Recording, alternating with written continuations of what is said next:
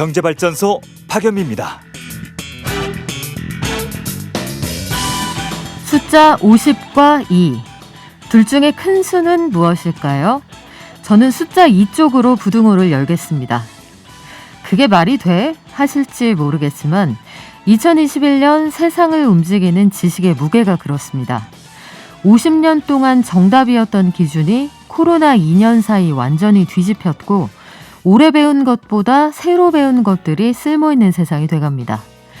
그럼에도 불구하고 달라지지 않는 건 사람을 이롭게 하는 기업과 서비스가 살아남는다는 것이죠. LG에서 최연소 상무로 유명세를 탄 30대 임원이 갑질 구설에 올랐습니다. 또 가장 앞서가는 기업을 지향하는 네이버의 사내 괴롭힘 사건도 떠오르네요. 회사가 없으면 일자리도 없죠. 그런데 그 일, 사람이 사람답게 살기 위해서 하는 겁니다. 7월 21일 수요일 경제발전소, 저는 박연미입니다.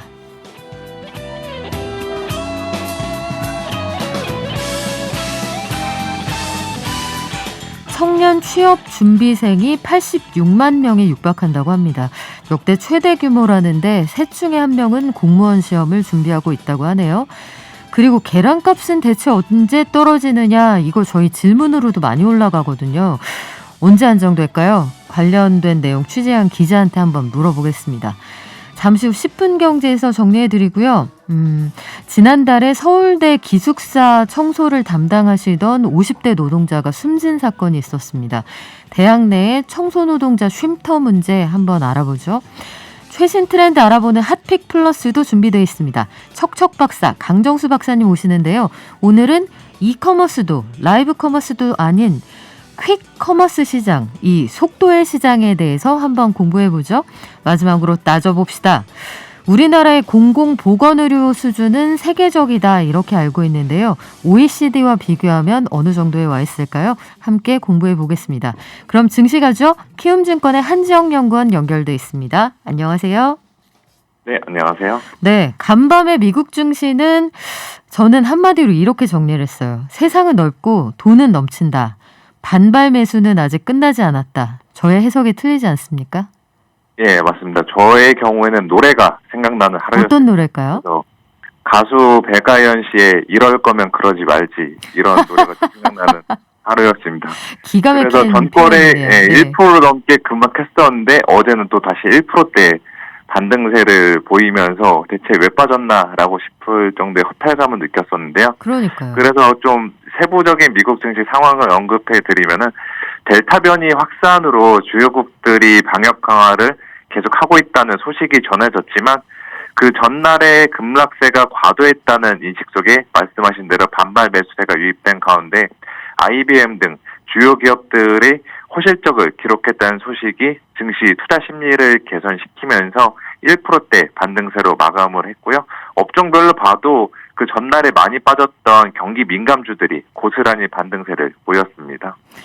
이게 델타 변이 바이러스가 확산되는 건 뭐 이제 전 세계적인 추세인데, 그러면 증시가 델타 변이 바이러스하고 투자자들을 수개월째 지금 고민하게 만드는 인플레이션을 아예 상수로 받아들이고 있다, 이렇게 해석하면 될까요? 예, 맞습니다. 그 델타 변이는 상수로 볼 수가 있지만요. 인플레이션은 아직까지는 변수, 불확실성으로 보시는 게 적절하다라고 보고 있는데요. 왜냐하면은 지금 인플레이션이라는 존재를 악재로 받아들이는 투자자들 간에도 두 가지 서로 다른 시나리오를 상정하고 있습니다. 그래서 첫 번째로는 인플레이션으로 인한 경기 둔화 혹은 극단적으로 스태그플레이션, 그리고 다른 하나는 인플레이션으로 인한 연준의 조기 긴축, 이렇게 두 가지 악재를 시나리오로 상정하고 있는데요. 저는 전자의 스태그플레이션에 대해서는 동의하지 않는 입장이지만 연준의 정책과 연관된 후자를 둘러싼 불확실성에 대해서는 경계심을 갖는 것이 적절하다라고 보고 있습니다. 그래서 추후에도 이러한 연준의 정책 불확실성, 미국의 중앙은행의 정책 불확실성으로 수시로 시장 변동성이 확대될 것으로는 예상을 하고 있습니다. 하지만 실적 시즌 기대감은 아직 유효하다는 점이 지수의 하단을 지지시켜줄 요인이기 때문에 지금부터 벌써 적극적인 매도 대응하는 것은 지양할 필요가 있다라고 보고 있습니다. 그렇군요. 그래서 지금 증시를 보면요. 낙차가 너무 심하다 보니까 멀미난다 이런 생각 많이 들거든요. 투자자들은 이럴 때 어떻게 해야 됩니까? 네, 그래서 이렇게 출렁거리다 보니까 피로하고 현기증도 날 법한 것은 사실이에요. 그런데 제가 여기서 좀 드리고 싶은 말씀은 주식 시장에는 4개의 기, 4기 장세가 존재합니다. 그래서 주가가 올라가는 거 따라 사는 불타기 장세. 불타기. 그리고 주가가 빠질 때 사는 물타기 장세. 물타기. 또 다른 하나는 시장이 공황 장세에 빠질 때 뒤도 안 돌아보고 주식 팔고 도망가는 버리기 장세. 버리기. 그리고 마지막으로는 시장이 흔들려도 버티면 수익을 낼 수 있는 버티기. 버티기. 이렇게 사기가 존재합니다.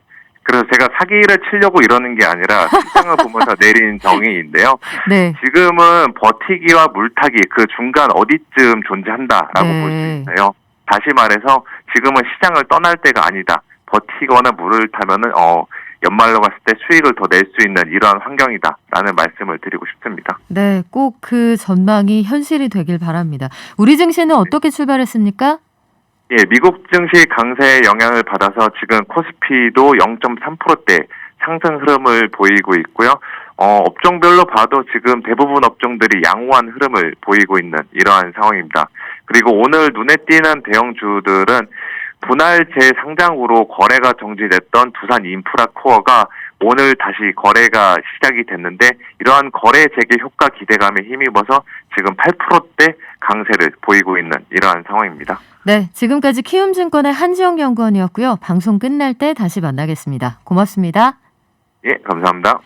저희 방송 중에 샵 0951로 문자 주시면 선정해서 녹용 선물 세트 보내드리는 거 알고 계시죠? 그리고 쉽고 재미있게 공부하시라고 경제책도 한 분씩 선정해서 보내드립니다. 당첨되신 분들 방송 끝날 때 알려드릴게요. 그리고 돌아오는 금요일 저희 100일 잔치합니다. 경제발전소 박연미입니다. 100일 차인데요.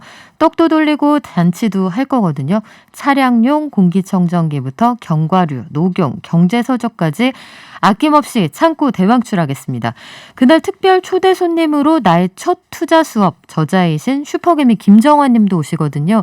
이분한테 투자의 기술 배우고 싶다, 궁금한 거 있다 이런 분들은 미리미리 문자 보내주시면 잘 모아놨다 금요일에 답변 알려드릴게요. 깨어있는 경제발전소 매일 아침 9시 경제를 이해하는 똑똑한 습관 경제발전소 박연미입니다. 네, 4708님 오늘 서울 지역 체감온도는 거의 40도입니다 해주셨고요. 아이고 3798님 오늘 회사 행사 때문에 인형탈에 인형옷 입고 일하는 중이세요? 이거 안 입으면 안 됩니까? 연민우님 힘내라고 응원해주세요. 이 힘만 내서는 안 될 것 같은데 찬물 샤워 좀 하셔야 될 것 같아요. 건강이 최고입니다. 그리고 혹시 몰라서 안내를 좀 드릴까 하는데요. 무더위 쉼터를 찾으시는 분들은 포털 사이트에서 무더위 쉼터 이렇게 치시면 국민재난안전 포털로 연결이 되거든요. 들어가면은 시도 군을 입력하세요, 뭐 형태를 입력하세요. 조금 복잡합니다만 가까운 곳에서 무더위 쉼터 이용이 꼭 필요하신 분들은 이거 참고해 보시기 바랍니다. 자, 10분 뉴스 정리해드려야죠. 매일 아침 쏟아지는 경제 뉴스 아침에 10분만 투자하면 충분히 따라잡을 수 있습니다. 10분 경제. 코로나 사태 장기화되면서 기업들 채용이 많이 줄었습니다. 그래서 공시생이 늘어난다 이런 얘기가 나오네요. 취업 준비하는 청년 셋 중에 하나가 공무원 시험 준비한다고 합니다. 그리고 1월부터 계란값이 폭등했습니다 말씀드렸는데 아직도 계란값이 안 떨어지네요. 이거 왜 그런지 한국경제신문의 나수지 기자와 알아보겠습니다. 안녕하세요. 네, 안녕하세요. 취업 준비생이 역대 최대 규모로 늘었다고요? 네, 이 통계청이 경제활동 인구조사를 발표했는데요. 여기에 따르면 5월 말 기준으로 취업을 준비하는 청년 취업준비생, 취준생이 85만 9천 명에 달했다고 합니다. 지난해 같은 시점보다도 한 5만 명 정도 더 늘어난 거고 2006년부터 이 통계를 집계했는데 그 집계 이후에 가장 많은 수치입니다. 그래서 어디에 취업을 하려고 준비하는지 들여다봤더니 이 가장 높은 비중을 차지한 게 뭐 7급이나 9급 공무원 시험을 준비하는 이른바 공무원 시험 준비생, 공시생들이었는데요.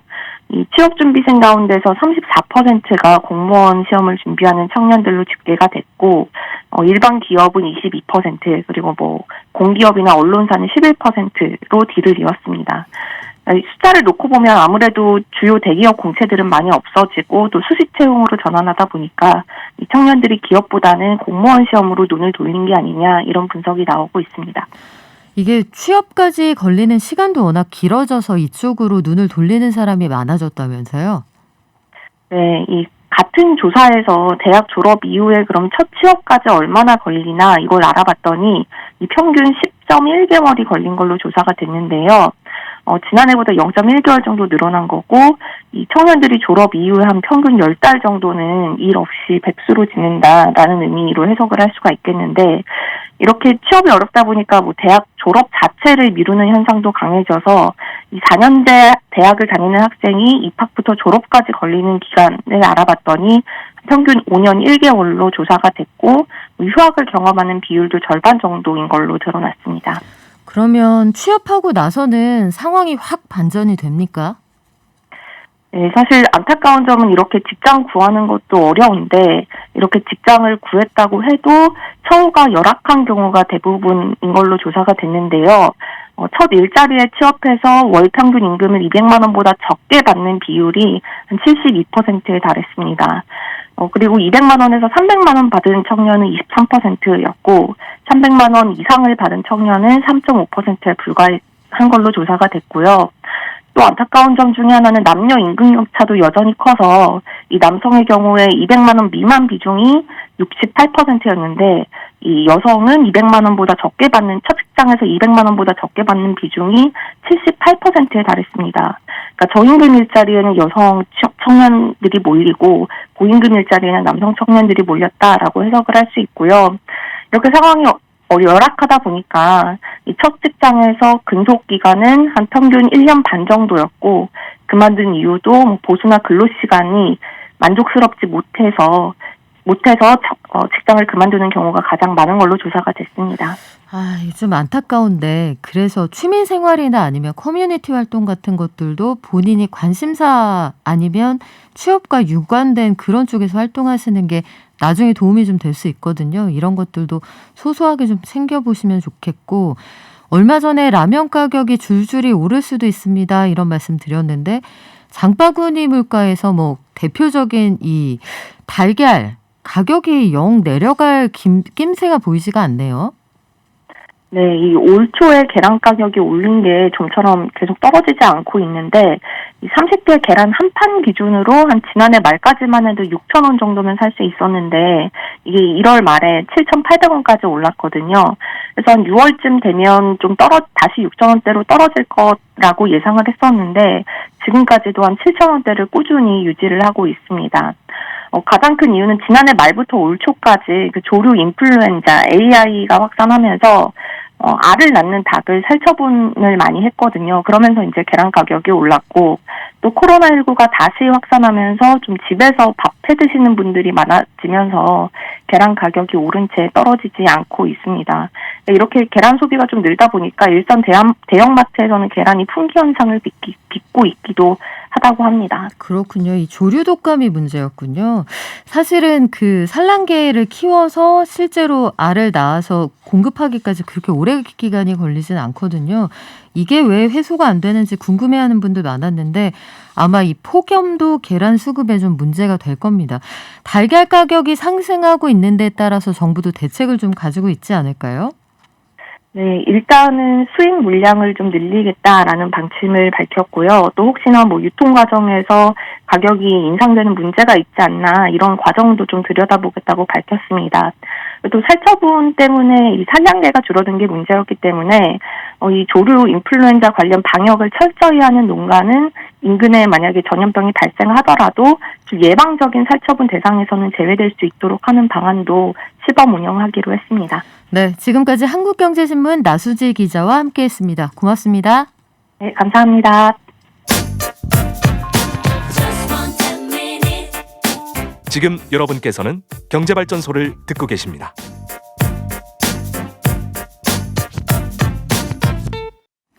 몰랐는데 오늘이 중복이군요. 아, 정말 여름의 한복판을 지나가고 있습니다. 1828님, 아기 아침 먹이면서 잘 듣고 있습니다. 더워서 나가지도 못하고 집에만 있네요. 커튼 쳐놓으면 조금 덜 덥습니다. 하시는데, 그래요. 하루 종일 아이들하고 집에만 계셔야 되는 분들, 밖에서 근무하시는 분들 모두 건강하시기 바랍니다. 이번에는 좀 안타까운 소식을 다시 한번 전해드려야겠는데, 지난달에 서울대 기숙사에서 청소 일을 하시던 50대 근로자가 숨진 사건이 있었습니다. 기숙사 안전관리팀에서 직장 내 괴롭힘이 있었다, 이런 주장이 있었고요. 물론 반론도 있습니다.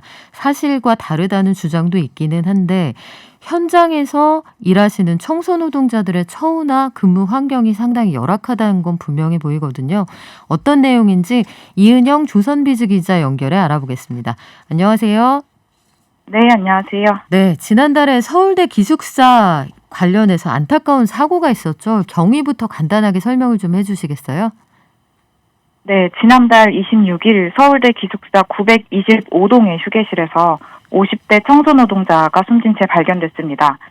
퇴근 시간이 지났는데도 고인이 귀가하지 않자 가족들이 경찰에 신고를 한 것인데요. 경찰에 따르면 타살이나 극단적 선택의 흔적은 발견되지 않았다고 합니다. 고인은 휴게실에서 컵라면으로 끼니를 때우고 쉬다가 숨진 것으로 추정됩니다. 네, 참 안타까운 사고였는데 유족과 노조 측은 이 사망 원인이 직장 내의 과도한 스트레스와 갑질이다, 이렇게 주장을 하고 있죠. 네, 그렇습니다. 유족과 노조는 고인이 평소에 지병이 없었기 때문에 갑작스레 숨진 건 극심한 스트레스 때문이라고 주장하고 있습니다. 고인이 일했던 서울대 기숙사 건물은 5층 높이였는데요. 엘리베이터가 없었다고 합니다. 그래서 매일 100리터짜리 쓰레기 봉투들과 음식물 쓰레기, 재활용 쓰레기 같은 것들을 수거를 해서 직접 계단으로 걸어서 나르는 등 고된 노동을 해왔다고 합니다. 또 코로나 때문에 쓰레기 양이 늘어서 이전보다 노동 강도가 더 높았다고도 하는데, 고인이 학교 측에 이런 사실을 전달하자 학교 측으로부터 늘 억울하시겠네요 라는 답장을 받은 사실이 공개되기도 했습니다. 뿐만 아니라 직장 내 갑질도 있었다는 의혹이 제기됐는데요. 기숙사 청소노동자들의 관리자였던 안전관리 팀장이 청소노동자들에게 정장을 입고 회의에 참석하도록 강요했고, 또 업무와 상관없는 내용의 시험을 치르게 한 뒤 점수를 공개하고 망신을 줬다는 그런 의혹입니다. 이 같은 행위가 갑질이냐 아니냐를 가지고 지금 노조와 학교 측의 입장이 서로 엇갈리고 있는데요. 현재 서울대 인권센터와 고용노동부가 직장 내 괴롭힘 여부를 조사 중입니다. 그래요. 의견이 엇갈린다는 것도 알겠고 현장의 증언이 갈린다. 또 노조가 이를 공연히 키우고 있다는 주장도 있다는 건 알겠는데, 다 차치하고 청소하시는 분들이 왜 정장을 입고 구두를 신어야 할까? 왜 영어 시험, 한문 시험을 봐야 할까? 이건 좀 납득이 안 되는 부분이거든요. 그런데 이런 문제가 처음 발생한 건 아닙니다. 앞서서도 서울대에서 같은 일을 하시던 분의 사망사고가 있었다고요? 네, 2019년 8월이었습니다. 서울대 공과대학에서 일하던 60대 청소노동자가 휴게실에서 휴식을 취하다 숨진 사건이었는데요. 고인이 숨을 거둔 휴게실은 냉방장치는 물론 창문도 없이 매우 열악한 상태였다고 합니다. 그래서 저희 취재진이 서울대 기숙사에서 일하시는 청소노동자분들을 만나봤습니다. 한 청소노동자는 기숙사 한 동 전체의 미화 업무를 담당하고 있었는데, 건물에 앉아서 쉴 만한 공간이 마땅히 없어서 학생들의 왕래가 드문 지하 계단에 신문지를 깔고 앉아 쉰다, 이렇게 말했습니다. 서울대 기숙사는 26개 동으로 이루어져 있고 휴게실은 총 9개가 마련이 되어 있는데, 휴게실에 가려면 계단을 수십 개를 오르락 내리락 해야 하는 등 접근성이 좋지 않기 때문이라고 말을 했는데요. 또 다른 청소노동자는 기숙사 창고를 휴게실로 쓰고 있었는데, 마찬가지로 휴게실로 오고 가기가 힘들어서 차라리 창고에서 쉬는 게 낫다, 이런 말을 했고요. 그래서 종이 상자와 재활용 쓰레기 봉지들이 쌓여 있는 곳에 목욕탕 의자 같은 것만 하나 두고 그곳에서 쉬는 상황, 이렇게 말을 했습니다. 대부분의 학교들이 뭐 상황이 크게 다르지 않을 것 같은데 다른 대학교는 어떻습니까?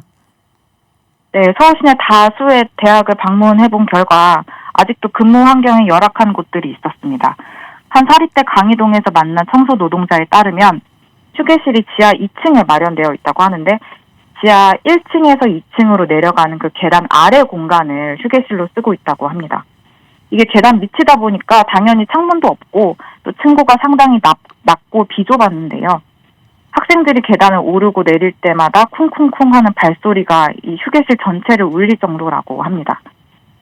그런데 이마저도 나이가 좀 많으신 청소 노동자분들은 이용하기가 어렵다고 했습니다. 같은 건물에서 일하는 한 70대 청소 노동자는 지하 2층까지 내려갔다가 다시 올라오려면 다리가 너무 아파서 그냥 화장실 앞에 의자를 하나 두고 쉰다. 이렇게 말을 했고요. 네. 또 다른 사립대 한 건물에는 지하 주차장 2층에 청소 노동자 휴게실이 마련되어 있었는데 이 차량 출입구 바로 앞이어서 소음이 매우 심했습니다. 그러면 또 다른 건물 네네. 말씀하신 것처럼 상황이 이렇게 되어 있으면 이제 더 이상 방치하면 안 되잖아요. 앞으로 휴게 장소와 휴게 시간 이런 것들을 제대로 보장하려면 어떻게 해야 될까요? 일단은 이런 목소리가 지난달에 청와대 홈페이지에 올라왔는데요. 휴게실 보장을 의무화해달라 이런 내용의 국민 청원이었습니다. 대학이나 정부 청사에서 일하는 이 노동자분들마저 쉴 권리를 제대로 보장받지 못하고 있는데 사기업은 어떻겠느냐 뭐 이런 내용이었고요. 이 서울대 기숙사 청소 노동자 사망 사건이 알려진 뒤 주목을 받은 이 청원은 오늘 마감을 앞두고 있고 현재까지 23만여 명의 동의를 받았습니다. 이 서울대 교수들도 목소리를 냈는데요. 서울대 민주화 교수협의회는 지난 8일에 성명을 내고 노동자들의 안전이나 업무와 무관한 단정한 복장 요구 및 불필요한 시험 실시 등은 쉽게 납득할 수 없다. 이번 노동자들의 죽음이 직장 내 괴롭힘으로 볼 수 있는지 철저히 규명돼야 한다면서 학교 측의 재발 방지책 마련과 구성원들의 반성을 촉구했습니다. 네, 앞으로 사회적으로 관심을 가지고 꾸준히 지켜봐야 할 문제 같습니다. 지금까지 조선비즈의 이은영 기자와 함께했습니다. 고맙습니다. 네, 감사합니다.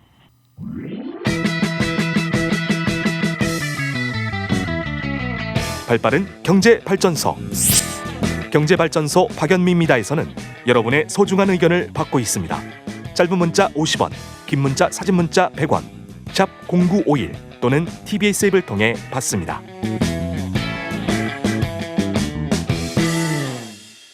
출첵하겠습니다. 오늘의 1등 국두건님, 쿠키두이 건이 건강하렴, 핑크로보님 2등이세요. 정민 정원 아빠. 놓쳤어요. 1등의 길은 멀고도 험한 것. 1109님 출, 라니아 0601님 발전 출첵해요. 케이꽃님님 7등이시네요. 포레스트인 홍제동 꿀주먹 두배로 마트님, 두배로 마트. 저희가 아는 그 마트에 좀 재밌게 하신 건가요? 오렌지 먹어본 지가 얼마나 오렌지 뭐 이런 건가? 네, 반갑습니다. 케이꽃님님 어제 뭐 출첵 이거 꼭 1등 해야 되는 거예요 이렇게 말씀하셨는데 아니죠. 물론 아닌데 시작하기 전부터 두근두근하면서 기다렸다가 출첵해 주시는 그 마음이 감사해서 저희가 꼭 한 번씩 읽어드리고자 하는 건데 뭐 들을 건 없고 하트나 드리는 거죠. 뭐 자세한 내용은 유튜브 화면으로 확인해 주세요. 그 사이에 우리 척척 박사 강정수 박사님 오셨습니다. 안녕하세요. 안녕하세요. 네, 박사님 요즘에 커머스라는 말이 되게 많이 쓰이잖아요. 네. 뭐 이커머스는 이제 일반적으로 쓰이는 네. 온라인 전자상거래 얘기하는 네. 거고 라이브 커머스는 포털이나 아니면 홈쇼핑 같은 거 네. 실시간으로 보면서 소통하면서 네. 물건을 판매하는 건데 오늘은 퀵 커머스, 퀵 서비스 아니고요. 네. 퀵 빠르다의 커머스 상거래를 붙인 말을 가지고 오셨는데 퀵 커머스가 뭡니까 일단? 물건을 배달하면은 15분 내에서 1시간까지 늦게 걸려도 1시간 만에 배달이 되는 거. 보통 한 15분 만에 완주하겠다라는 것이 지금 목표인데 그러니까 그만큼 빠르게 오는 거죠. 근데 굳이 우리가 이렇게까지 빠를 필요가 있느냐. 우리나라 배송이 새벽 배송부터 시작해서 대단히 세계적으로 비교해도 빠른 편이거든요.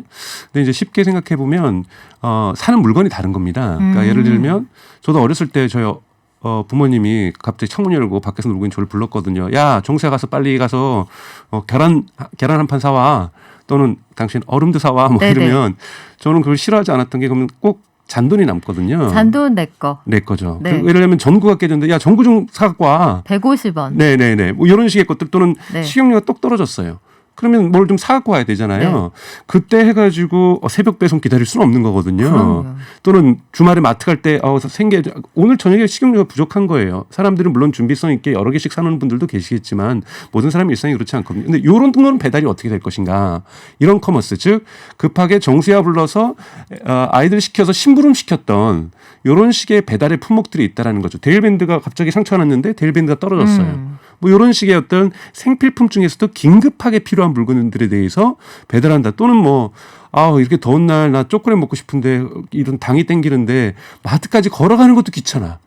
이런 가다가 분들도 당 떨어질라. 네, 이런 분들도 계시거든요. 네. 이런 분들을 위한 서비스로 이 퀵커머스라는 것이 등장을 했습니다. 작은 것들을 위한 커머스네요. 말 네. 그대로. 네. 그러면 가서 계란 한 판 사다 줘라고 말할 수 있는 서비스가 등장을 했다는 건데 네. 국내에서도 이 퀵커머스 시장이 점점 커지고 있는 분위기인가요? 네, 매우 뜨겁습니다. 우선은 제일 먼저 시작한 것은 우리 배달의 민족.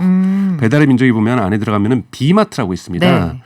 여기서 이제 반짝하는 사이에 갔다 오겠다 해서 비마트라고 했다고 하는데요. 비마트라는 서비스가 있고 네. 이 부분이 사실은 해외에서 대단히 잘 되고 있어요. 그러다 그래요? 보니까 한국에서도 유사 업체들도 여기 다 뛰어들기 시작하는 거죠. 그리고 비마트도 실적이 점점 좋아지고 있습니다. 그러다 보니까 쿠팡이츠 같은 경우에서도 우리도 하겠다 해서 우선 송파구에 제안해서 지금 쿠팡이츠가 서비스를 시작을 했고요.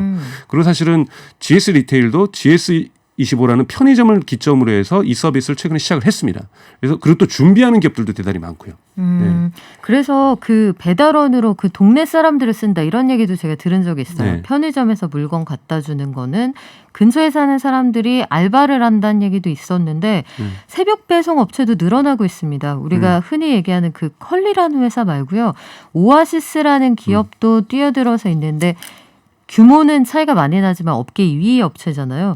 이런 회사들도 그렇고 백화점, 마트, 편의점 죄다 뛰어드는군요. 네, 그렇죠. 오아시스도 부릉이라고 하는 그 배달 전문 업체랑 결합을 해서 왜냐하면 새벽 배송 주로 트럭으로 많이 이루어지는 거니까요. 지금 이러한 부분들은 사람이 걸어서 가거나 자전거를 타고 가거나 오토바이를 타고 가는 경우가 많기 때문에 퀵커머스 같은 경우에는 부릉이라는 업체는 협력을 하려고 하고 있고요. 신세계 같은 경우에도 신세계가 가지고 있는 에브리데이라는 이 체인점들이 있습니다. 네. 여기에 하고 또는 뭐 여기에 관련된 배달 업체랑 같이 조인트 벤처 같은 걸 만들어서 지금 신세계도 뛰어들려고 하고 있고요. 현대백화점도 지금 이 시장에 뛰어들었고요. 그래서 사실은 정말 모든 기업들이 다 뛰어든다. 전통적인 리테일 기업들이 다 뛰어들고 있다고 보셔도 큰 과장은 아닐 것 같습니다. 네. 시장이 그만큼 네. 그 가능성이 있다고 본다는 건데 해외에서는 어떻습니까? 해외에서는 이것이 이제 발화점이 됐던 것은 코로나겠죠. 그러니까 우선은 코로나니까 가게를 직접 가기 힘드니까 네. 워낙 예를 들면 이탈리아 같은 경우에는 코로나 이전에는 이커머스 점유율 자체가 5%가 안 됐습니다. 우리나라가 20%가 넘거든요. 네, 네. 근데 이번에 20%를 넘어섰어요. 갑자기 5%도 안 된 나라에서 사람들이 그러니까 즉 시장을 간다든지 장을 본다든지 무언가를 구매한다는 건 직접 가는 거지. 이커머스에서 한다? 근데 거기에서도 이 퀵커머스가 떴습니다. 강제로 온라인으로 등 떠밀리는 시대가 됐군요. 네, 그러다 보니 이제 사람들이 편한 맛을 알게 된 거죠. 그러다 보니 계속해서 그것을 이용하게 되는 이런 패턴이고요. 그다음에 터키 시장이 대단히 큽니다. 터키요. 터키에서도 터키가 의외로 식료품들을 신선 식료품들 대단히 야채를 많이 먹는 나라거든요. 네. 그러다 보니까 이 무엇인가 주말까지 기다렸다가 필요에 따라서 파프리카라든지 뭐 각종 야채들을 갖다가 신선 야채들을 많이 먹는 나라기 때문에 이 신선 야채들을 갖다가 짝으로 하는 게 아니라 필요한 만큼만 부족한 만큼만 배달하는 게티어라고 하는 퀵 서비스가 퀵커머스가 성장을 했고 이 업체가 최근에 스페인과 이탈리아 업체들을 인수하면서 유럽 시장으로 확장을 하고 있고요. 그리고 미국에는 고부프라고 하는 업체가 대단히 빠른 속도로 대도시 중심으로 확장하고 있고요. 독일도 마찬가지고 프랑스, 영국 지금 유럽 전역과 미국에서 이 퀵커머스가 가장 뜨겁게 성장하고 있는 하나의 산업 영역이라고 볼 수 있습니다. 그렇군요. 근데 우리가 흔히 커머스 하면 늘 등장하는 그 회사 있잖아요. 네, A사. 아마존은 왜 여기 안 껴 있어요? 아마존은 이제 아마존 같은 데가 골치가 아픈 상황이 된 겁니다. 쿠팡도 지금 쿠팡이츠도 쿠팡도 지금 뛰어들고는 있습니다만 아마존은 다 자동화를 해서 2시간 배송이거든요. 네. 그러니까 사람을 통해 가지고 오토바이나 자전거를 써서 아마존 배달하지 않습니다. 다 가능한 로봇에 의해서 이건 영국에 있는 오카도라는 기업도 마찬가지인데요. 가능한 로봇에 의해서 자동화를 해서 물류센터를 움직인 다음에 마지막은 트럭으로 움직이면서 배송을 한단 말이에요. 근데 이것은 아무리 빨라야 2시간이라는 거예요. 그렇죠. 그러니까 2시간이라는 건 뭐냐면 이런 그러니까 소비자의 요구 요건이 다른 겁니다. 고객의 요구가 2시간 배송이라고 하는 것은 그래도 내가 필요한 신선 제품을 내일 아침에 먹기 위해서 또는 내일 저녁에 먹기 위해서 오늘 아침에 주문해서 오후에 받는다든지 이런 거지. 지금 전구가 나갔는데 가서 전구 사갖고 와야 돼. 나 지금 초콜릿 오늘 저녁이 아니고 내일 아침이 아니라 나 지금 초콜릿 먹고 싶은데 초콜릿 배송해 줘야지. 네. 이런 시스템에 아마존이 맞지 않는 거죠. 그러다 보니까 아마존 같은 경우에는 갑자기 아니 이게 무슨 시장이지라고 했는데 코로나 때 대단히 아마존이 성장했거든요. 우리도 성장했는데 보니까 저 옆에서 스타트업들 새로 시작한 업체들이 대단히 빠른 속도로 성장하고 있는 거고 놀라고 있죠. 그래서 지금 아마존이 그런 업체들 인수하기 위해서 협상을 벌이고 있다는 블룸버그 보도들도 있거든요. 과연 협상을 그러니까 인수를 할지 아닐지는 잘 모르겠지만 이런 현상들이 아마존도 예측하지 못했던 즉 신선 배송이라고 신선식품 배송이라는 것은 새벽 배송도 그렇고 2시간에서 6시간이 걸리는 거였는데 지금 네. 이거는 유럽은 10분 미국은 30분, 야. 한국은 15분에서 1시간이거든요. 네. 그러다 보니까 이건 너무 빠른 겁니다. 근데 이거를 자동화나 로봇에 의해서 아니라 사람에 의해서 대체를 해버린 거죠. 자전거나 오토바이. 네. 이게 사실 유럽이나 미국에서 배송이 빨리 된다는 건 굉장히 혁신적인 일이잖아요. 상상 못하는 거죠. 저는 한 20여 년 전에 유럽 출장 가서 인터넷이 걸어오는 줄 알았습니다. 한국으로 메일 하나 보내는데 오늘 보내면 내일 도착하겠더라고요. 전 독일에서 11년 살았는데요. 배송해가지고 온라인 주문해서 저는 아마존도 사용했었습니다. 네. 처음에 아마존은 3일 걸렸습니다. 3일. 네. 3일 걸리는데 사람들이 와 빠르다. 와, 그랬죠.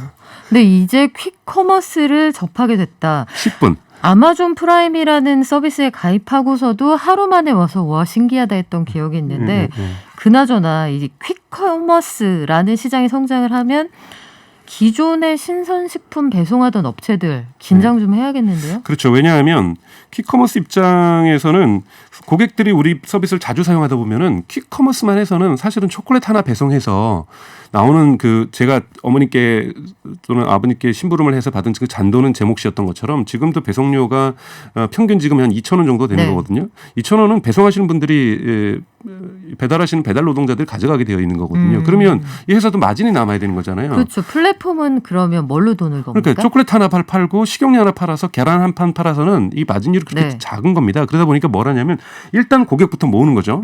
돈을 불태워서 고객부터 모으면 고객들이 여기다가 슬쩍 집어있는 거죠. 우리도 새벽 배송 시작할 텐데 새벽 배송 하지 않을래요? 라고 하면은 전구 사러 갔다가 데일밴드 사러 갔다가 그 다음날 오는 것도 하나 살 수가 있는 거거든요. 아. 오늘 저녁 횟감도 하나 살 수 있는 네. 거거든요. 고객이 하나의 마지막 이 접점이 형성되면 여기다 다른 흔히 층의 서비스를 올릴 수 있습니다. 그러면 신선 제품에 대한 배송도 올릴 수 있는 거고요. 또 지금 미국에서 지금 뜨고 있는 건 뭐냐면 이 고프라는 이 퀵커머스 업체가 한 것은 고스트 키친 사업에 뛰어들었어요. 고스트 키친이요? 네. 그 고스트가 유령 맞아요? 네, 그건 뭐냐면 한 빌딩이 있는데 빌딩에 그 안에서 직접 사람이 먹을 수 있는 자리는 없는 겁니다. 근데 1층에는 분식, 2층에는 중식, 3층에는 한식, 뭐 양식, 뭐 네. 이런 식으로 다 있는 거죠. 우리식으로 보면은 배달 전문 중국집들이 많았던 것처럼. 근데 그것에도 좁게 앉아서 사람이 먹을 수 있었거든요. 네. 근데 거기는 전혀 사람이 들어가서 먹을 수는 없고 다 배송만 전문을 합니다. 그런데 위생이라든지 이런 것들이 자동화 보여주기 위해서 CCTV가 촬영되고 있다든지 네. 대단히 자동화돼서 그러니까 만들어진 건 배송만을 위해서 만들어진 음식들인 거죠. 배달 전문 백반집이 많이 생기는 그렇죠. 거군요. 근데 대단히 유명한 요리사들. 아. 그래서 대단히 맛있게 정말 맛집에서 나오는 사람들을 고용을 해서 비싼 돈으로 고용을 해서 되게 그냥 간단하게 먹을 수 있는 그냥 평균 수준의 맛이 아니라 되게 맛깔스럽게 멋진 맛들을 내는 이러한 것들을 갖다가 산업 기지에서 예를 들면은 용산구에 하나, 여기 뭐 중량구에 하나, 성동구에 하나, 뭐 강남구에 하나 이런 식으로 구마다 크게 빌딩을 지어서 배달 전문 음식을 만드는 것을 고스트키친이라고 하고 있고요. 그러니까 같이 또 왜냐하면 이런 주문을 하다 보면 킥 서비스를 하다 보면 사람들이 뭐 먹고 싶을 때도 있는 거거든요. 네. 1인분? 그럼 바로 거기서 시키는 거죠. 이런 것들이 가능하기 때문에 대단히 많은 확장들이 가능하고요. 지금까지 배달의 민족과 쿠팡이츠 보시면서도 우리 국민들도 아셨겠지만 배달의 민족이 다 먹는 시장인 줄 알았더니 쿠팡이츠가 와서 지금 이렇게 이 시장이 크게 되는 것처럼 돌아가지 않습니다. 네. 네. 이 시장이 멈추지 않고 또 다른 서비스가 나오고 퀵커머스가 나오더니 또 거기다가 음식 배달도 이제는 고스트 키친이라고 하는 물론 이거는 이제 이름이 그렇다고 해서 고스트 키친 여긴 유령이 나오고 이러지는 않겠죠. 그러니까 무언가 새로운 이름들을 짓겠지만 네. 이런 개념을 이제 고스트 키친이라고 하는 거니까요. 이런 고스트 키친이 나오면 이것 또한 판이 달라지는 거거든요. 왜냐하면 배달의 민족의 입장에서 이게 참 고스트 키친이 나오면 곤란합니다. 만약에 배달의 민족이 고스트 키친을 한다. 그러면 송파구에서 고스트 키친용 건물 하나 만들었다. 그럼 송파구에 있는 나머지 음식점 점주들께서 배달의 민족 앞에서 데모하실 거예요. 그렇죠. 왜냐하면 이건 이해 충돌이 이루어지는 거거든요. 골목 상권에 심각한 위협이 될 수 있죠. 그렇죠. 그래서 사실은 저는 이런 것이 갈등 없이 오지는 않을 거라고 봐요. 그러니까 분명히 고스트키친도 그 지역의 상권들에 있어서 배달, 그러니까 먹으러 가는 것 어차피 여기 손님은 안 받으니까 네. 당장에 있어서 있는 지역 골목 상권에 있는 음식점들에 있어서 손님을 뺏어가지는 않겠지만 배달은 뺏어가는 거거든요. 그렇죠. 근데 요즘 배달이 차지하는 비율이 높기 때문에 당연히 갈등들이 사회적 갈등들이 유발될 수 있지만 만약 이 고스트 키친이 정착되기 시작한다라면 여기도 큰 판이 변화가 되는 거죠. 그래서 배달의 민족 같은 경우에는 이미 배달 하는 업주들과의 관계가 되게 신뢰감을 돈독한 관계를 형성했던 곳에서는 이걸 쉽게 버리지 못하거든요. 그래서 되게 곤란한 입장이 처할 거고 오히려 신생업체들이 이 부분을 치고 나가면서 이 시장을 장악할 가능성이 높습니다. 이게 그냥 단순히 배달 전문 중국집이 많이 늘어난다 이런 차원이 아니라 말씀하신 것처럼 저기 강북에 굉장히 유명한 무슨 셰프가 만든 그 밀키트를 네. 내가 당장 반조리 형태로 받아서 해먹을 수 있다. 이런 네. 시장이 전국으로 확산된다고 하면 네. 이게 소비자 후생은 높아질 수 있으나 전체적으로 단가는 올라갈 테고 네. 동네 백반집은 어려워질 텐데 네. 이게 작은 물품을 여러 군데로 즉시 배송하다 보면 네. 우리가 구입하게 되는 단가 자체는 올라가지 않을까요? 올라갑니다. 그러니까 사실은 저희가 슈퍼마켓 가면 과거에 1,000원짜리 사면 100원 쌌잖아요. 그렇죠. 그런 시절이 있었습니다. 뭐 청취자분들께서도 그걸 경험하신 세대도 있으시고 없으신 세대도 있겠죠. 근데 마트 가면서 우리 편의점 가면서 가격이 좀 올랐거든요. 조금 비싸지죠. 네, 비싸졌고 근데 그나마 할인이 있어서 2+1이라든지 이런 상품을 사는 거지 않습니까? 마찬가지로 퀵커머스 가면은 미국이나 유럽에서 볼 때는 평균 단가보다 5%에서 10%가 비쌉니다. 왜냐하면 이건 낱개로 파는 거니까요. 네. 그래서 그런 식으로 지금 전환될 가능성이 높아서 지금 편의점하고 지금 우선은 GS 같은 경우 가격을 거의 동일하게 가고 있고 2+1 퀵 상품도 있어요. 근데 편의점 자체가 이미 가격이 올라와 있기 때문에 소비자에게는 조금 더 비싸지만 원래 대량 구매가 싼 편이죠. 근데 그렇죠. 1인 가구도 요즘 많습니다. 과거에는 우리나라도 정말 이런 표현 써서 그렇지만 정말 무식하게 샴푸도 이따만 썼었잖아요. 웬 샴푸가 이렇게 크고 싸냐. 저희 집도 예전에 대식구라서 네. 짐승용량 샴푸 사서 쓰곤 네, 근데 했죠. 점점 네. 그것까지 끝까지 쓰다 보면 지겹기도 하고 그렇죠. 오히려 남는 거 버릴 때도 있고 그래서 사실은 자기에 맞는 적정 용량들을 찾아가고 있지 않습니까? 특히 식재료가 그런 것 같아요. 그렇죠. 예. 어차피 양파 한 포대 사면 싸가지고 샀는데 한 반은 썼고 뭐 이런 경험들이 있기 때문에 네. 특히 1인 가구가 많아지면서는 이런 소량으로 구매하려고 하는 소비자 요구가 존재하고 있다라는 거죠. 그리고 코로나19 때문에 집에 오래 머물기 때문에 집에 뭘 쌓아두기엔 우리 집이 너무 작은 거예요. 맞습니다. 그걸 깨달은 분들이 많아서 슈퍼에 냉장고가 있는데 굳이 우리 집 냉장고를 슈퍼에 창고가 있는데 굳이 내 창고를 이렇게 생각하시는 분들이 늘어나고 있지 않을까 그 개념이 싶어요. 이제 처음에 아마존이 프레시 신선 상품을 하면서 그랬던 거거든요. 과거에 우리 어머니도 좀 저한테 가끔 전화해서 뭐 냉장고 하나 더 필요하다 그래서 한 고장났냐 그랬더니 이미 있어요. 냉장고도 있고 김치 냉장고도 2분 사시거든요. 하나 더 사시려는 거예요. 그러니까 네. 과거의 개념은 냉장고에 쟁겨놓는 것이 부자의 상징이라고 생각하고 또는 뭔가 마음이 편안해지고 마음이 든든한 거죠. 네. 이게 쌀독에 쌀 네. 채워놓는 그런데 그런 느낌인 지금 거죠. 유럽이나 미국은 부자일수록 냉장고가 작아집니다. 왜냐하면 냉장고가 작아지고 배송을 통해 가지고 자기의 요구들을 해결하려고 하는 경향들이 필요할 때 많아지거든요. 즉시 신선하게 받아서 그래서 그만큼만 먹을 만큼만 쓸 대신 서비스 만큼만 비용은 좀 지불을 하더라도 이것이 냉장고 크게 가지면서 정리 빵빵하게 쓰는 것보다는 훨씬 더 삶의 라이프 스타일이 지금 변하고 있는 거거든요. 이런 1인 가구는 당연하게 집도 규모도 작을 뿐더러 네. 또 아파트에 살지 않을 경우에는 이 배송한 것들이 사라지는 이런 뭐 사고들도 분명히 존재하고 있어서 10분 뒤면 저 지금 주문하고 옷 좀 갈아입으면 오는 거예요. 그렇죠. 네? 뭐 이런 식의 어떠한 이 흔히 말해서 끊김없이 우리가 과거에 넷플릭스라든지 영상을 보면서 심리스 뭐 이런 단어를 썼던 것처럼 오프라인에 있었던 소비마저도 되게 끊김없이 연결되기 때문에 굳이 무언가를 창고에 쌓아두거나 냉장고에 보관하는 것이 아니라 퀵커머스라든지 다양한 배송들의 빨라지는 속도에 맞춰서 제 삶이 새롭게 라이프 스타일이 구성되는 이러한 패턴이라고 볼 수 있습니다. 이게 이 모든 변화의 한가운데 역시 코로나라는 아주 커다란 추동력이 있다는 생각이 드는데 시대적인 요구인 것 같기도 하고 파면 팔수록 계속 생성되는 니치마켓인 것 같기도 하거든요. 근데 그럼에도 불구하고 앞서 말씀하신 것처럼 기존 상권, 가뜩이나 어려운 자영업자들과의 충돌이 불가피할 것 같은데 이런 문제는 어떻게 풀어가면 좋을까요? 사회적으로 논의를 해야죠. 그러니까 독일 같은 경우는 지금은 병원을 나와서 제가 의사가 처방을 해주면 처방전이 자동으로 모바일로 들어가서 네. 집에 가면 약이 배달되어 있거나 그 다음날 배달이 옵니다. 당연히 약국하고 갈등이 이루어질 수밖에 그렇죠. 없고 법정에서도 이것을 약사협회에서 이거를 불법화시키는 소를 냈었는데 기각됐거든요. 그러니까 합법적으로 지금 운영이 되고 있어요. 네. 이 문제도 심각한 문제거든요. 한국 사회에서는 이걸 어떻게 받아들여야 될 것인가. 마찬가지로 퀵커머스가 일어나면 배달하시는 분이 지금보다 더 많아질 거 아니에요. 그럼 오토바이 수준 지금보다 더 늘어날 거고 그렇죠. 그분들의 노동 조건도 사회화가 될 것이고 여기에서 최저임금이라든지 이런 부분들을 어떻게 보장할 것인가에도 이슈가 있기 때문에 근데 국민들은 편해지는 거거든요. 시민들은 생활이 편해지는 건 맞습니다만 이 생활이 편해지는 만큼 누군가는 손해를 볼 수밖에 없는 거거든요. 세상에 공짜가 없는 거군요. 네, 그래서 이 네. 구조에 대해서는 이것은 정치권에서 논의를 해야 되는 거고 이거에 대한 어떠한 연착륙할 수 있는 가이드라인들을 반드시 마련해야 됩니다. 네. 그리고 앞서서 지난 시간에 말씀해 주신 것처럼 그 수많은 오토바이, 앞으로 더 늘어날 오토바이들을 전기 오토바이로 바꿔가는 그런 필요하죠. 작업들도 이 거간꾼을 해주는 플랫폼 업체들한테 이런 책임을 좀 지울 필요가 있다. 이런 생각이 드네요. 네. 공부할 게 참 많습니다. 오늘도 척척박사 강정수 박사님과 함께했습니다. 고맙습니다. 고맙습니다. 깊이 있는 경제 발전소. 시민과 함께 공부하는 경제 시사 프로그램 경제발전소 박연미입니다. 네, 한쪽으로 치우치지 않고 평균대 위에서 딱 나눠보겠습니다. 쏟아지는 기사 속에서 중심 잡는 법 배우는 나눠봅시다. 오늘은 이정호 전 미디어오늘 편집국장님 모셨습니다. 안녕하세요. 네, 반갑습니다. 오늘 어떤 것 따져볼까요? 오늘은 OECD 보건 통계가 최근에 나온 게 있습니다. 그거를 보도한 언론들을 한번 보겠습니다. OECD 보건 통계 이게 그런 거죠. 한국 사람들이 얼마나 건강하게 오래 사느냐, 예. 그리고 행복하냐, 뭐 이런 것들을 비교한 걸로 알고 있는데 이번 통계 보도 태도가 어떤가요? 예. 한국인의 기대 수명이 83.3세로 OECD 평균보다 2살 더 많이 산다. 이런 거였죠. 예.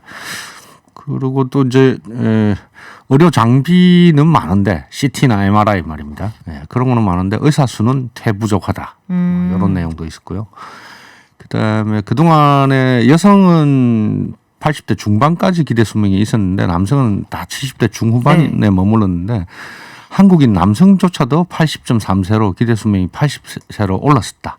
이런 내용들이 주로 나뉘어져 있었습니다. 한국인 남성의 기대 수명도 좀 늘어났다.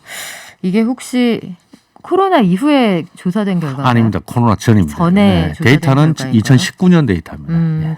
아마 코로나 이후에는 그 음주 등이 좀 줄어서 영향을 주지 않을까 이런 생각도 드는데 그럴 수도 있죠. 예. 이번 통계 자료에서 볼 수 있는 또 다른 특징이 있을까요? 긍정적인 면도 있고 부정적인 면도 있는데요. 예. 예를 들면 이제 의사 수 같은 경우에는 인구 1000명당 2.5명입니다. 그래서 OECD 평균이 3.6명이니까 3분의 2 정도밖에 안 됩니다. 적네요. 예. 상대적으로. 간호사는 더 심각합니다. 간호사는 인구 1000명당 우리나라가 4.2명인데 OECD 평균은 7.9명입니다. 거의 절반 정도 적습니다. 의료 인력이 굉장히 부족하다는 얘기인데 우리가 사람을 덜 뽑는 겁니까? 아니면 현장을 떠나는 분들이 많은 겁니까? 의사 같은 경우에는 사람을 덜 뽑는 게 문제죠. 정원 자체가 적다. 네. 그래서 지난번에 공공의료 의대를 통해 가지고 정원 확대를 하려고 했는데 전공의들이 이제 단체 행동을 했지 않습니까? 네. 그건 큰 틀에서는 이제 방향이 잘못된 거다 이렇게 볼 수 있는 거고요. 간호사들 같은 경우는 좀 다릅니다. 간호사들 같은 경우에는 인구 10만 명당 간호학과를 졸업하는 사람의 숫자는 40.5명입니다. 예. 적지 않은데요? 예. 근데 이제 OECD 평균이 31.9명이기 때문에 9명 정도 더 많은 편입니다. 그런데 간호사 퇴부족하죠. 실제 현업에서 일하는 간호사는 그 이유는 이제 저임금, 장시간 노동, 실제로 이제 그렇게 데이터로도 나와 있고 또 그리고 이제 임신, 육아, 출산 등으로 인해 가지고 이 경력이 단절되는 간호사들이 복귀할 수 있는 통로가 좁다라는 거. 이게 이제 또 문제죠. 그렇군요. 지금 가뜩이나 이제 코로나 상황 이후에 간호 인력에 대한 수요가 엄청나게 늘어나고 그렇죠. 있거든요. 그리고 이분들이 대형 병원의 경우에는 3교대 근무를 하시는데 이 3교대가 또 달 단위로 좀 바뀐다는 말씀 들었습니다. 한 달 안에서도 뒤죽박죽으로 되어 있습니다. 근데 4조 이렇게 3교대. 되면 사람이 생활 리듬이 완전히 깨져버리니까 일상생활이 어려워지는 거군요. 청취자분들께서도 간호사인 분들은 아시겠지만은 간호사 근무 출근 자체가 엉망진창입니다. 그러니까 데이, 이브닝, 나이트 이렇게 되는데 아침 7시 30분에 들어오는 게 데이고요. 네. 이브닝은 오후 3시 정도에 들어옵니다. 네. 그리고 이제 나이트 같은 경우는 밤 9시 반 정도 들어오는 거죠.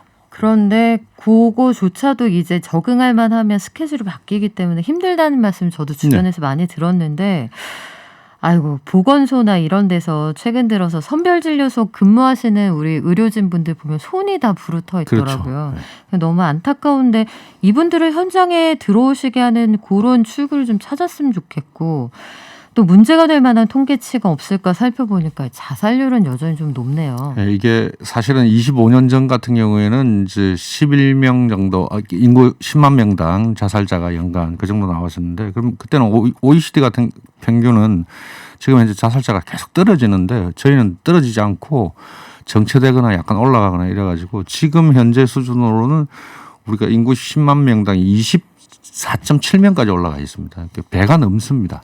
이게 OECD에서 어느 정도 되는 수준입니까? 제일 높은 거고요. OECD 평균은 11.0명입니다. 그렇군요. 이게 그 OECD 평균이 11명이다. 예. 외환 위기를 거치면서 이후에 우리나라의 어떤 그 스스로 극단적인 선택을 하시는 분들의 비율이 계속 높아지고 있다는데 경제 환경하고도 밀접한 문제가 그렇죠. 있는 네. 모양이네요. 95년도까지만 하더라도 OECD 평균보다 저희들 자살자가 조금 더 적었습니다. 근데 이게 그 이후부터 한 번도 꺾이지 않고 계속 올라가거나 약간 정체되거나 이런 상태로 그 컵을 그리고 있죠. 이거는 정말 다 같이 한번 고민해 봐야 할 문제가 아닌가 싶은데 이 본격적인 대선 정국이잖아요. 삶의 질을 어떻게 낮게 해줄 거냐 그 부분에 대한 경쟁도 좀 이루어졌으면 좋겠다 생각이 들고요. 통계 보도를 살펴봤을 때 이 부분은 꼭 개선이 돼야겠다 이렇게 보신 게 있을까요? 이제 좀 깊이 있게 들어간 게 의료 장비는 많은데 의사가 태부족하다라는 정도까지만 들어가는 건데 이게 현실을 그대로 전달하는 건데 네. 그 구조를 봤으면은 개선할 수 있는 대안들 이런 방향이 있다라고까지는 이야기는 해줘야 되는데 그렇게 나가는 보도는 이번 보도에서는 없었습니다. 그렇군요. 이 의대 정원을 늘리는 문제는 결국은 정원을 늘린다는 건 라이센스를 가지고 있는 시장의 경쟁자가 늘어난다는 거니까 기존의 의사분들이 달가워하지 않을 수도 있겠으나 국민의 복리 향상을 위해서는 또 한 번쯤은 생각해봐야 할 문제가 아닐까 싶고요. 그렇죠. 이 정도로 적으면은 실제로는 조금 늘려야 되는 게 맞는 거죠. 그렇죠. 그리고 현장에서 전공의들의 과도한 노동이 끊임없이 문제가 되지 않습니까? 비인간적인 처우와 과도한 노동을 이겨내야 전공의에서 이제 전문의가 되고 개업이 아니면 교수가 된다. 이 과정을 꼭 이런 방식으로 거쳐야 되는지 고민을 한번 해볼 시점 같네요. 예. 네, 지금까지 균형 있는 시각으로 파헤쳐보는 따져봅시다. 이정호 전 미디어오늘 편집국장과 함께했습니다. 고맙습니다. 예. 증시갈게요. 키움증권의 한지영 연구원 연결돼 있습니다. 한 연구원님. 네, 나와 있습니다. 네, 지금 코스피 어떻습니까? 네, 아침에 출발했을 당시에 비해서는 상승폭을 일부 반납을 하고 있고요. 지금 코스피가 0.1%대 상승세를 지금 보이고 있는 이러한 상황입니다. 그리고 중간 오늘 장 전에 이제 한국의 7월 1일부터 20일까지 수출 실적이 예상보다 잘 나왔다는 소식이 있었지만 아직까지는 이제 아까 오전에 말씀드렸다시피 인플레이션에 대한 좀 경계 심리가 증시 상단을 제한하고 있는 것으로 보입니다. 그럼에도 증시 내에서는 순환매가 돌고 있는데 오늘 같은 경우는 국내 코로나 확진자 수가 최대치를 기록했음에도 불구하고 네. 네이버, 카카오 같은 언택트주들, 즉 비대면 문화와 관련된 주식들은 오히려 주가가 하락하고 있는 반면에 지금 뭐 CJ, CGV를 포함한 여행 레저, 엔터테인먼트, 코로나 피해주, 컨택트주 같은 경우는 오히려 반발 매수세가 유입이 되면서 주가가 상대적으로 강세를 보이고 있는 이러한 상황입니다. 오후에는 우리 어떤 거 주의하면 좋을까요? 네, 오후에 특별히 뭐 대내외 경제지표나 뭐 이벤트들이 예정되어 있지는 않은 이러한 상황이고요. 오후 같은 경우에는 원달러 환율 추이를 좀 지켜보시면 좋을 것 같습니다. 외국인들이 아무래도 원달러 환율을 보고서 우리나라를 플레이하는 경향이 요즘에 짙어지고 있는데 지금 원달러 환율이 1150원대 내외에서 지금 상단을 다시 뚫나 아니면 다시 아래로 내려오나 이거를 저울질하고 있는 이러한 상황입니다. 그렇기 때문에 오늘은 원달러 환율 추이를 지켜보면서 시장 방향 같이 보시면은 좋을 것으로 생각을 하고 있습니다. 네, 환율에 주의하라는 말씀 밑줄 쫙 그었습니다. 지금까지 키움증권의 한지영 연구원과 함께했습니다. 고맙습니다. 네, 감사합니다.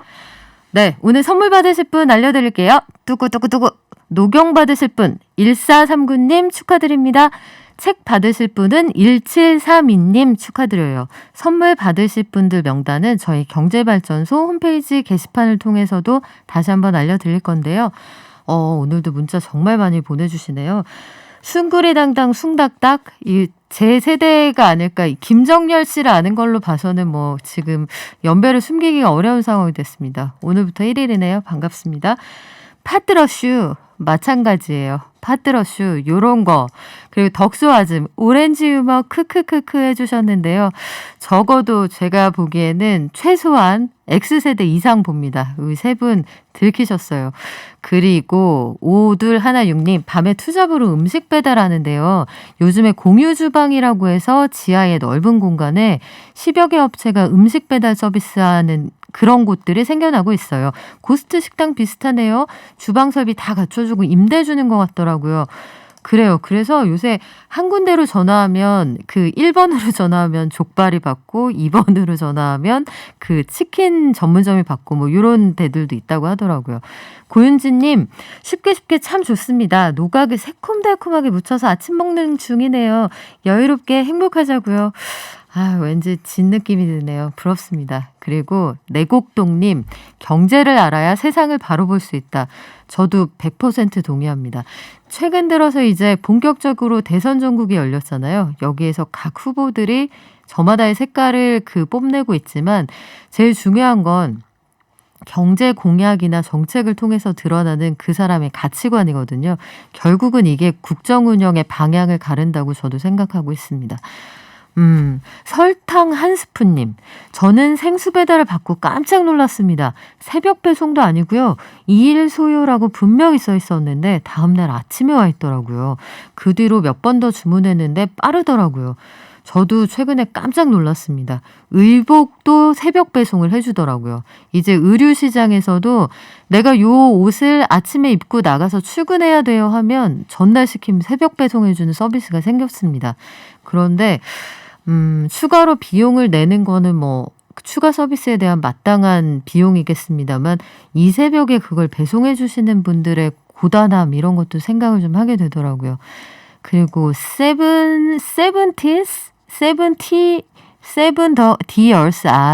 the Earth. 죄송합니다. 영어가 짧아서. 그저 귀차니즘 아니면 식탐, 폭식, 인간의 사고방식이 변해야 될 것 같네요. 이런 말씀도 해주셨고요. 여러 가지 의견 주고 계시는데요. 7222님. 와, 오늘도 알찬 정보, 빠른 배송, 누군가의 노동력을 요구하고 존중받는 세상이 되길 해주셨습니다. 포테이토 왕자님은 왜 자가격리 5일차세요. 왜 자가격리 중이실까요? 밀접 접촉자로 분류가 되셨나요? 다들 건강이 최고입니다. 오늘 확진자 사상 최대가 될 거라는 전망도 나와 있고요. 무엇보다 현장에서 일하고 계시는 우리 의료진들 영웅 아니고요. 사람입니다. 사람이라서 힘들거든요. 다 같이 응원해 주시고요. 이 폭염 속에 모두 건강하시기 바랍니다. 내일 올게요. 발전.